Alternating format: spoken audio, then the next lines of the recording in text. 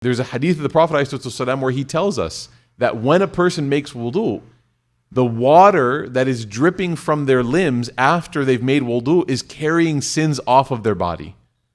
So whatever sins that you committed with your fingers, your hands, your eyes, your mouth, subhanAllah, think of all the sins that we've done. The entire body is basically covered, right?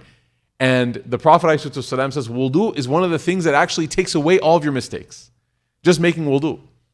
This is why sometimes if you're thinking to yourself like, oh, do I have wudu or not? It's better just to do it.